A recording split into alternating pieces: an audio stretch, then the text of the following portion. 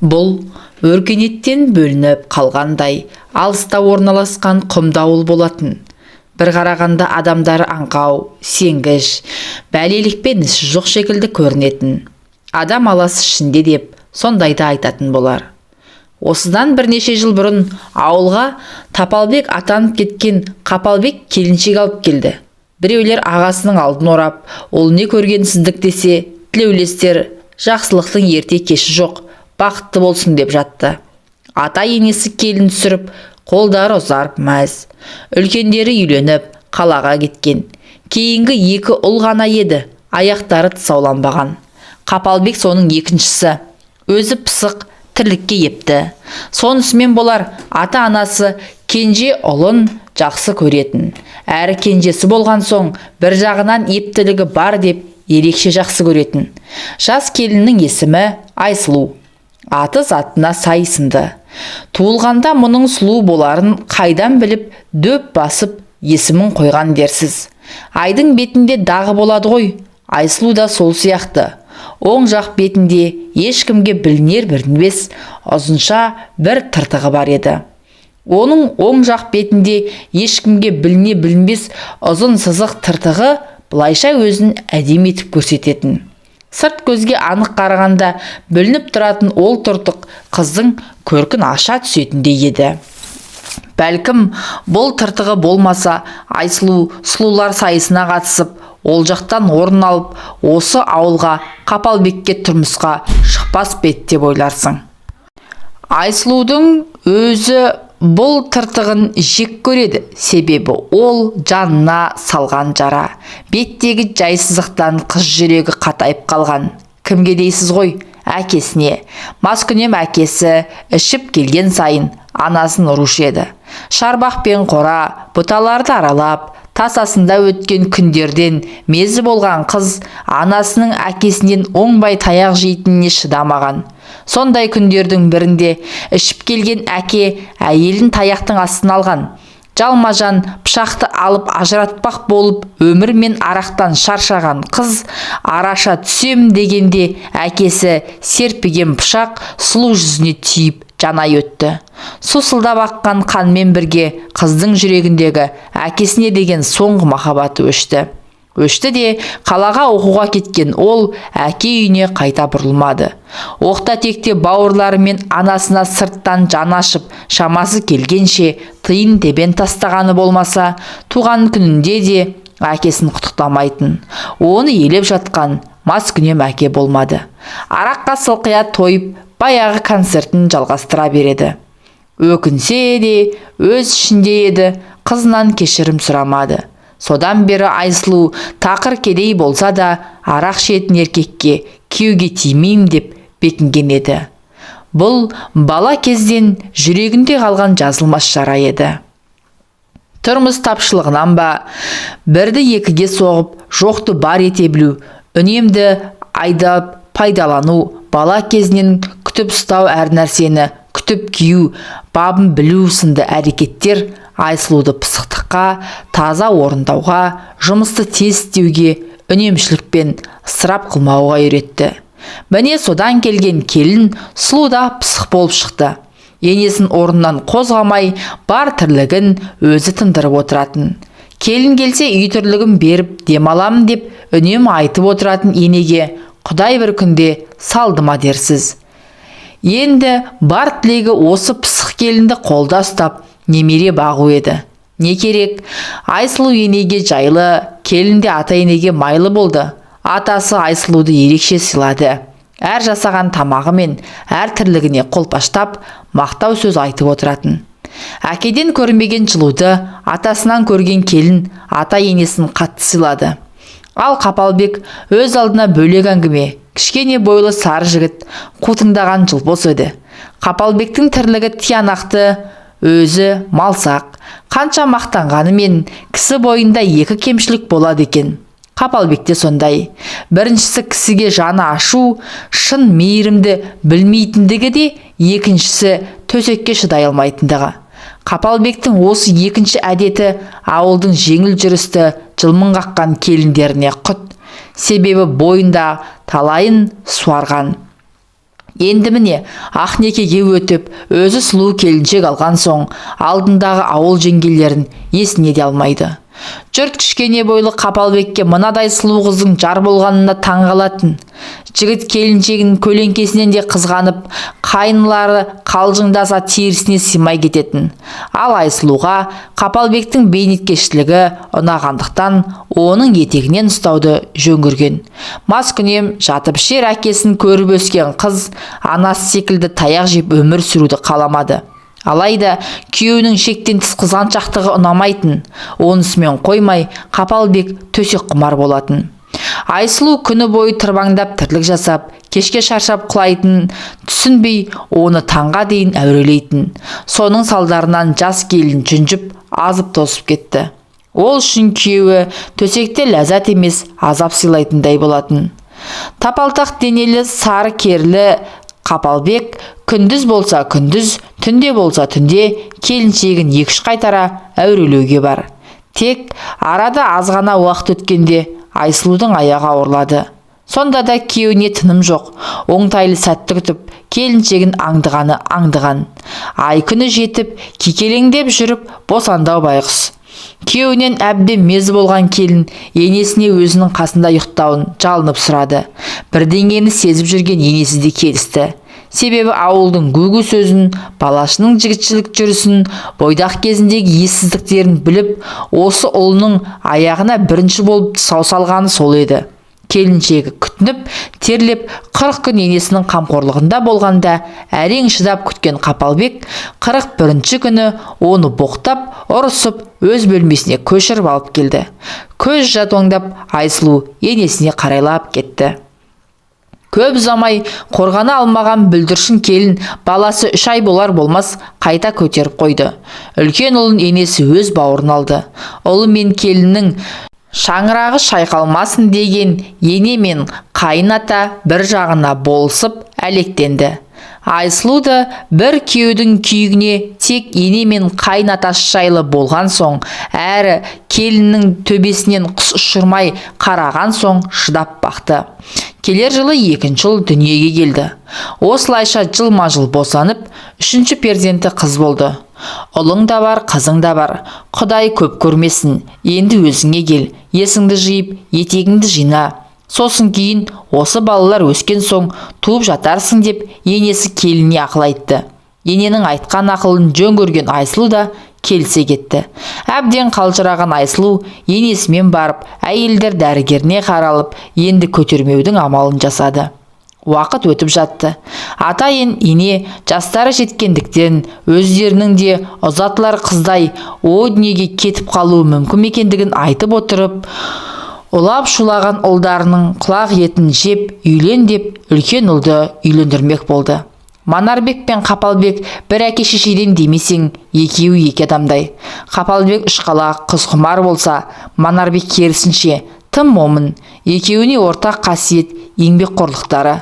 Қапалбек пен Айсұлудың кенжесі 3-ке келгенде ғана ағалары Манарбек үйленетін болды. Өзінен 10 шақты жас кіші Кәмшат есімді қызға таңдауы түскен екен. Кәмшат та Айсұлудай пысық, тірлікке ебі бар келін болып шықты. Шал мен кемпір осы келіннен де жолдары болғандарына қуана кетті. Ата енесі риза болып, жөн жоралғысымен тойларын жасап берді. Енді жаңа келін мен Айсұлудың арасынан таңдау жасалып, Айсұлуды өзіне жайлы болғандықтан, енесі Манарбек пен Кәмшаттың еншісін беріп, осы ауылдың ішіне бөлек шығарды. Сол кездерде ауыл адамдары жаппай мал жиып, үлкен үйлер мен қоралар соғып жатқан. Қолдарынан іс келетін ағайынды екеу алысқа ұзамай-ақ ауылдан нәпақаларын тауып отырды. Кәмшат арасында 2 жылдан салып 5 баланы өмірге алып келді. Ал Айсұлу сол 3 баламен тоқтады. Бұл кезде де Қапалбек жұмыстан қанша шаршап келсе де, сұлу келіншегіне тыным бермейтін. Бейшара осақ басында күйбеңдеп, тірлік жасағаншып, кеш жатуға тырысатын. Әрі берден соң өсіп қалған балаларынан ұялатын. 2 абысын оңаша сырласып қалғанда, Айсұлу күйеуінің төсек құмарлығына шағымданатын. Ал күйеуінен 10 жасқа кіші Кәмшат болса, керісінше риза емес екенін айтатын. Қайта керемет емес пе? Қатырасың, өмірдің қызығы да сол ғой. Бәсе, қашан көрсем құлпырып тұрасың, қартаятын түрің жоқ, қайнымда екен ғой бар мәселе, деп қулана күлді де, артынша қабағын түйіп. Біздің бай кеш келеді де, бас жастыққа тие сала қор етеді. Бітірген еш тірлігі жоқ, таңертең ерте тұрып кетеді. Мен жатам дөңбекшіп, деді. Қойыңызшы жеңеше, шаршайтын болар, кешке дейін күннің астында кірпіш қалау оңай дейсіз бе, деп басын шайқады Айсұлу. Айсұлу, басқа түспей түсінбейсің. Одан 3 ақ жас кіші қайным тынбайды деп отырсың. Екеуі де кешке дейін бірге жүреді ғой. Ол неге шаршамайды? Деп ренжи сөйледі абысына. Сонымен бұл тақырып бойынша ойлары сәйкес келмеген екі келін үйлеріне тарасты. Араға уақыт салып, қос баланы жайландырып болған Айсұлудың енесіне маза қашты. Денсаулығы сыр беріп жүргеннен, енесі мазасы болмай жүргенін Айсұлу байқаған. Бірақ аңдыған ауру табан асты алып тынады деп ойламаған. Олар қалаға барып, ем қабылдап та үлгермеген еді. Ауруханаға барғанда бұлардың кешіккендерін айтты. Ішкі ағзадан жазылмайтын дертке душар болған, анасындай болған алтын енесі мына өмірді қимаған күйде кете барды. Босаға аттағалы 100 шайқасып көрмеген енесінің өлімі Айсұлуға басқаларға қарағанда ауыр тиді. Себебі балаларын қарасып, тірлікте бір жағына шығып, Қапалбектің тентек мінезінде басатын осы ене еді. Атасы момын кісі болғандықтан ұлдарына аса тіл өтпейтін. Ондайда алтын ене тігісін жатқызып, ұлды да келінді де араға ши салмай, ренжітпей, жай сөзбен мәмілеге келтіруші еді. Ененің бар жақсылығы есіне түсіп, жоқтау айтқан Айсұлу елдің қабырғасын қайыстырып тастаған еді. Келін болса осы Айсұлудай болсыншы деп жатты жиналғандар. Ал Кәмшат келгелі бөлек тұрғасын ба, енесіне аса жақын емес болатын. Сондықтан қабырғасы қайысып, қайғыра қоймады. Қапалбектің анасын қаншалықты жақсы көретінін ел аяғы басыла сала Айсұлуды төсеге сүйрегендіктен ақ байқауға болатын еді. Себебі ішкі табиғаты талап еткендіктен Қапалбекте өзіне өзі қарсы тұра алмаған еді. Қанша төсек құмар дегенімен Айсұлумен үйленгелі Қапалбек ойнастық жасаған еместі. Не деген арсыз едің, анаңның топырағы кепкенде жоқ қой, деп ызалана жылады Айсұлу. Жасы келген кемпір өлді деп табиғи қажетімізді өтемейміз бе? О несі? Асарын асап, жасарын жасады, не арманы бар енді? Деп кекетіп күлді күйеуі. Үйленгелі осы, маған жаның ашыған емес, нәпсіңе ие бола алмаған бейшарасың. Не деген аш көз едің, сезімнен жұрдай бәлекенсің, сен түгілі мен қайғырып отырмын, деп жылады Айсұлу. Одан кейін күйеуіне сөз шығындағысы келмеді. Онсыз да суыған көңілі одан әрі салқындай берді. Қазақтың салтына сай енесінің бар кәдесін жасап болғанда жалғыздықты көтере алмай балаларға жаутаңдаған қажыған ата күрт нашарлап өмірден өтті. Енесіндей жақын тартпаса да бар тірлігін мақтап көтермелеп отырған атасы кеткенде де Айсұлу әбден жылады. Ес білгелі маскүнем әкенің маңдайынан сипап мейірленгенін көрмеген ол атасының қарағым деген жалғыз ауыз сөзіне марқайып қанат біткендей қуанып қалатын еді. Енді екі қымбат адамы да жоқ. Шаңырақтың берекесі осы екі қарт еді. Оларсыз үй мен отбасы қалай боларын ойлап Айсұлу қам жей бастады. Қапалбектің нәпсі құмарлығына да ата енесі үшін төзіп жүргенде еді. Шындап келгенде ортақ әңгіме де жоқ екеуінде. Тұрмысқа жастай шыққан Айсұлу не оқи алмады, не жұмыс жасамады. Балалардың алды оқу бітіріп жатыр. Күйеуіне қалаға көшу туралы айтып еді, көнбеді. Арты үлкен ұрысқа айналып, ата-анасы барда Айсұлуға қолының ұшы тимеген Қапалбек оны ұрып тастады. Ата ененің көзі кеткен соң екеуінен де мәміле кетті. Енді Қапалбекке тыйым салатын да, тәйт деп шектеу қойып, имендіретін де ешкім жоқ болған соң оның бет ашыла берді. Жүрісімен ішісі көбейді. Жылтыңдаған достар мен қылмыңдаған қатындары көбейді. Сыныққа сылтау қылып, қайтетсе қол ала жүгіруі көбейген еді. Енді бірде ұрысуға қара таппаған ол көшейік деген Айсұлудың сөзін есіне түсіріп, әуеніне қайта басты. Өмір шекең тырысып жүреді. Әйел болып қылмысуды білмейсің. Қалай екен ғой көксегенің. Кет, құры, өзің бар қалаға. Сол жақта нақсүйерің бар болар деп айқайлады ол, көзі шатысып. Айқайлап тұрып, ашу үстінде үстел үстіндегі шай құйылған шайнекті әйеліне қарай лақтырып жіберді. Әкесі бетін тілсе, күйеуі шекесін жарды осылай. Адам кейпіндегі айуаннан шошыған Айсұлу өсіп қалған 3 баласын алып, азғандай киімдерін жинап, ауылдан басы бүтін кетті. Бұлайсын асырға шауып, жуас келіншек кетіп қалар деп ойламаса да, оны тоқтатуға көкірегі жібермей, Қапалбек жалғыз қала берді. Арада 5-6 ай өтер де, артынан іздеп те бармады. Балалары да одан күдер үзді. Айсұлу балаларын алып кеткен соң, қалада пәтер жалдап тұрды. 2 баланы оқуға түсіріп оқытты. Осылардың оқу ақысын төлеймін деп қиналды. Мұздай суға қолын салып, еден жуушы болды. Ақ қар көк мұзда табанынан сыз өтіп сауда жасады. Ақыры 2 ұл оқу бітіріп жұмысқа тұрған, ал қызы оқуға түскен жылы өкпесі қабынып, жап-жас қалпында қыршынынан қиылды. Қолдары ауыздарына жетсе де, бағыт-бағдар беріп отыратын анаға зәру балалары қалдарт та шырылдап. Іздеп келейін деген әке де жоқ. Бұл уақытта Кәмшаттың да балалары ер жетіп қалған.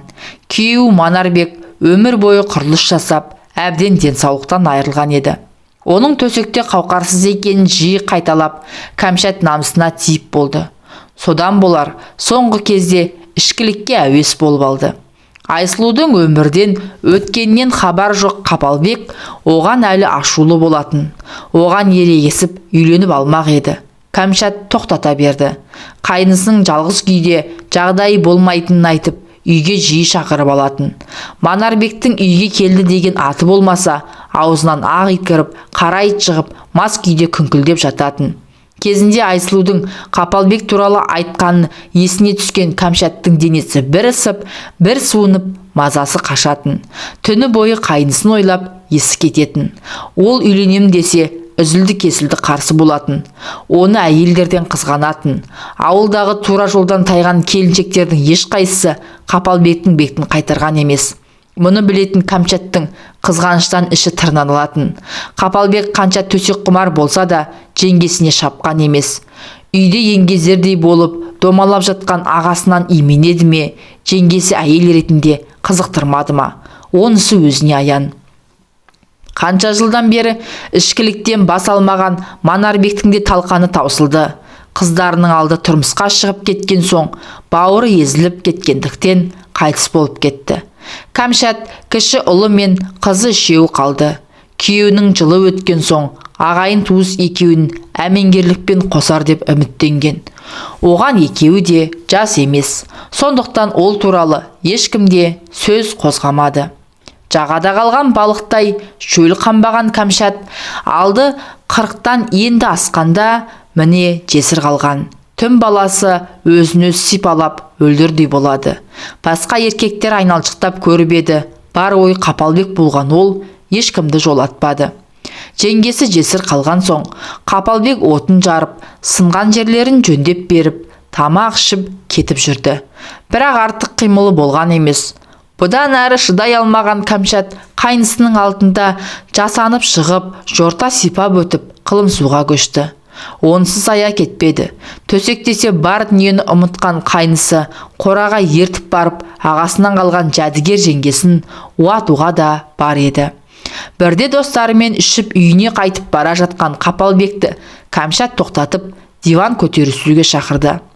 Үй ақтап жатқандықтан сылтауратқан Кәмшат Қапалбек келген соң диванды ортаға қойғызып, Қапалбекпен сол диванның үстіне құлай кетті. Әбден төсекке шөлдеген жас жесір мен төсек құмар қайны өздерін ұстай алмады. Жастың аты жас емес пе? Кәмшат Айсұлудан әлде қайда жас еді. Жеңгелік жолы демесең, Қапалбектен де 8 жас кіші. Ер құшағын аңсаған Кәмшаттың от денесі Қапалбекті қари берді. Ол осы ауылда қанша жесірмен жатып жүрсе де, Кәмшаттай төсекте белсендісін көрмеп еді. Жұмыр желін, арық бел, аппақ күн тимеген сан, ұмар-жұмар Қапалбектің үстінде жатты. Келіншек жеңге емес, ойнастай аңырсып, ысып жатты. Қапалбекті көптеген армандаған ол, жаным, сені тура осындай деп елестеттім. Өзімді саған ғана сақтадым деп айқайлап жіберді. Ішкіліктің буымен Қапалбек те аянып қалмады. Бірақ болары болып бояуы сіңген соң еш жиып тез жиналып кетіп қалды. Содан кейін бұл үйге көпке дейін жоламай кетті. Қанша жыл арманы болған қайнысының от құшағын бір көрген Кәмшат енді тоқтай алмады. Ұзын құрақ арқылы естіп білетін тәуіп кемпірді тауып алып, Қапалбекке дуа жасатып алды. Бетінің арын белге түйіп, оны тамаққа шақырды. Әкелген дуалы дүниесін тамаққа қосып берді. Бітті. Содан бері Қапалбекке ешкім керек емес. Бар аңдығаны Кәмшат. Тіпті некелі жары секілді оны қызғанатын болған. Оған да керегі сол. Жас майысып, сыланғанда арнан да ұялмайтын. Күн түн демей аймалап, етегіне қол жүгіртсе болды. Мынау да сүйкеніп, өліп, көйлегін түре салатыны.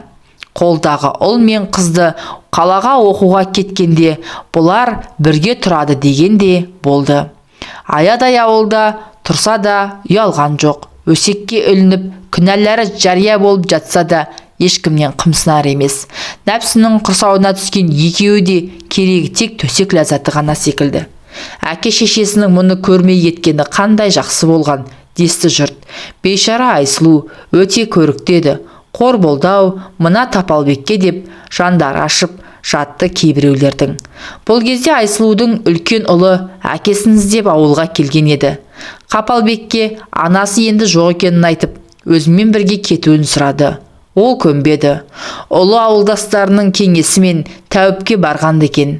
Әкең дуаланған. Ауылдан 3 шақырым алыс шықса, дуасынан арылады деген екен. Қапалбек бір рет болсын баруға келісім бермепті. Қырсықтығы ма, дуаның күші қатты ма, ол жағы белгісіз. Балалары оқуларын аяқтап, белді қызметкер болған екен. Қызы тұрмыста. Үлкен ұлы үйленіп, жағдайлары жақсарған. Аналары бейшара ол күнді көре алмай кетті. Бас көз болып отырар деген әкенің түрі мынау. Ата сақалы аузына түссе де, аңдығаны, түрілген етек қана. Баласы амал жоқ, бас салбырап, үміті үзіліп кері қайтты. Кезінде анасына бекер кінә артқандарын түсінді. Әкесі ешқашанда өзгермейді екен. Ал Кәмшаттың қыздары ана болып жатыр. Арасында немерелерімен келіп кетіп тұрады. Анасы мен ағаларының ұятты тірлігін олар да біледі. Бірақ батыр ештеңе айта алмайды. Әке шешең жынды болса байлап бақтың кері. Олар туралы бүкіл ауыл құлағдар болған. Бұл тұрғыда пікірлер екіге айырылып жатты. Үлкендер бетін шымшып, жүздеріне түкіруге даяр болып отырса, жастар жағы екеуінің үйлене салғандары дұрыс екенін айтып жатады. Ал бұлар балаларынан ұяладымыз. Мейлі, бұл олардың тағдыры, жеке өмірі. Дегенмен Кәмшат секілді әйелдердің кесірінен жесірдің бәрі көрінгенге етек ашатындай болып көрініп тұрады.